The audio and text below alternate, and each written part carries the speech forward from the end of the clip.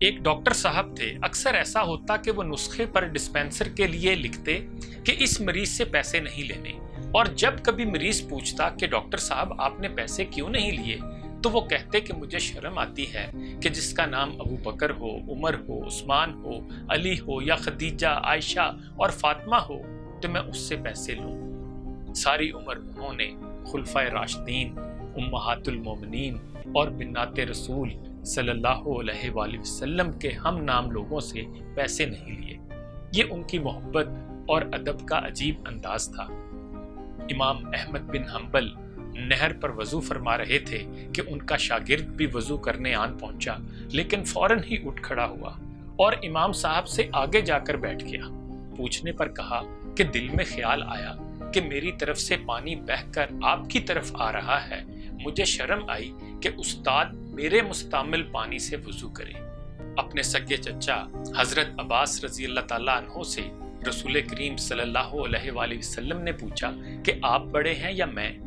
اصل میں تو ان کا عمر پوچھنا مقصود تھا، تو انہوں نے جواب دیا، اے اللہ کے رسول صلی اللہ علیہ وآلہ وسلم، بڑے تو آپ ہی ہیں، البتہ عمر میری زیادہ ہے۔ سبحان اللہ۔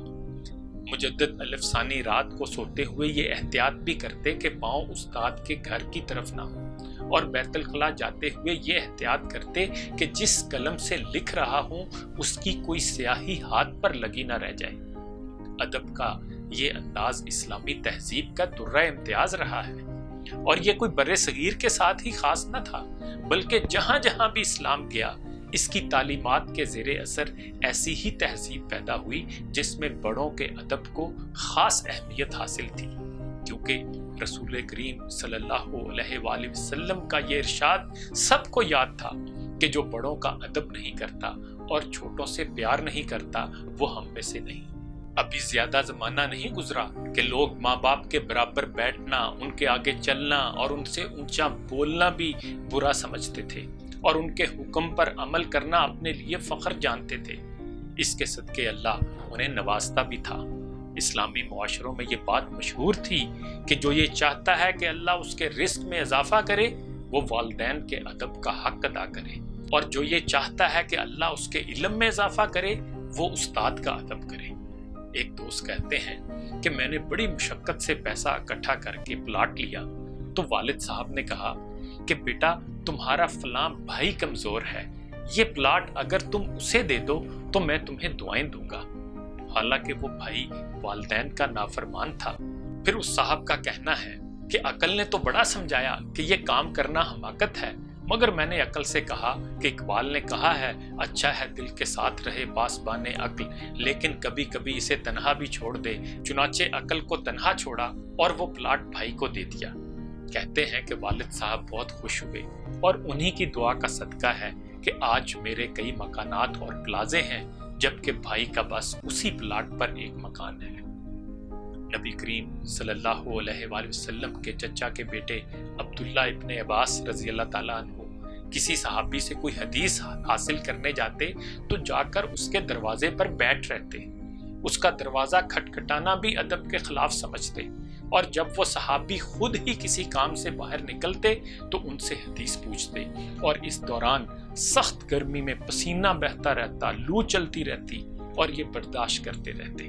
وہ صحابی شرمندہ ہوتے اور کہتے کہ آپ تو رسول کریم صلی اللہ علیہ وآلہ وسلم کے چچا کے بیٹے ہیں، آپ نے مجھے بلا لیا ہوتا۔ تو یہ کہتے کہ میں شاگرد بن کے آیا ہوں، آپ کا یہ حق تھا کہ میں آپ کا ادب کروں اور اپنے کام کے لیے آپ کو تنگ نہ کروں۔ والدین کی طرح استاد کا ادب بھی اسلامی معاشروں کی ایک امتیازی خصوصیت تھی، اور اس کا تسلسل بھی صحابہ کے زمانے سے چلا آ رہا تھا۔ کسی اللہ کے بندے نے سوشل میڈیا پر ایک مضمون میں لکھا تھا کہ کتنی ہی مدت ہمارے نظام تعلیم میں یہ رواج رہا، بلکہ اسلامی مدارس میں آج بھی ہے کہ ہر مضمون کے استاد کا ایک کمرہ ہوتا، وہ وہیں بیٹھتا اور شاگرد چل کر وہاں پڑھنے آتے، جبکہ اب شاگرد کلاسوں میں بیٹھے رہتے ہیں اور اساتذہ سارا دن چل چل کر خود ان کے پاس جاتے ہیں۔ مسلمان تہذیبوں میں یہ معاملہ صرف والدین اور استاد تک ہی محدود نہ تھا، بلکہ باقی رشتوں کے معاملے میں بھی ایسی ہی احتیاط کی جاتی تھی۔ وہاں چھوٹا چھوٹا تھا اور بڑا بڑا، छोटा उम्र बढ़ने के साथ बड़ा नहीं हो जाता था, बल्कि छोटा ही रहता था। इब्ने उमर जा रहे थे कि एक बद्दू को देखा, सवारी से उतरे, बड़े अदब से पेश आए और उसको बहुत सा हदिया दिया। किसी ने कहा कि ये बद्दू है, थोड़े पे भी राजी हो जाता, आपने इसे इतना अता कर दिया। फरमाया कि ये मेरे वालिद साहब के पास आया करता था, तो मुझे शर्म आई कि मैं इसका एहतराम ना करूं। इस्लामी तहजीब कमज़ोर हुई तो बहुत सी बातों की तरह हिफ्ज़ मरातब की ये कदर भी अपनी अहमियत खो बैठी। अब बराबरी का डंडोरा पीटा गया और बच्चे माँ बाप के बराबर खड़े हो गए और शागिर्द उस्ताद के बराबर, जिससे वो सारी खराबियां दर आईं जो मगरबी तहजीब में मौजूद हैं। इस्लाम इस मसावात का हरगिज़ कायल नहीं कि जिसमें अबू बकर और अबू जहल बराबर हो जाएं। अबू बकर रहेंगे और अबू जहल रहेगा। इसी तरह उस्ताद उस्ताद रहेगा और शागिर्द, वालिद रहेगा और बेटा। सबका अपना अपना मुकाम और अपनी अपनी जगह है। उनको उनके मुकाम पर रखना और उसके लिहाज से अदब एहतराम देना ही तहजीब का हुस्न है। मगरबी तहजीब की मुसलमान मुआशरों पे शायद सबसे बड़ी ज़र्ब ये है कि अदब एहतराम ही मफकूद होता जा रहा है। मगरिब की जानिब से आई उरियानी और फहाशी और इनका बुरा होना सबको समझ में आता है, इसलिए उनके खिलाफ अमल करना भी आसान है, जबकि हिफ्ज़ मरातिब और मोहब्बत के आदाब की अहमियत का समझ आना मुश्किल है। इसलिए ये कदर तेज़ी से रूबा ज़वाल है।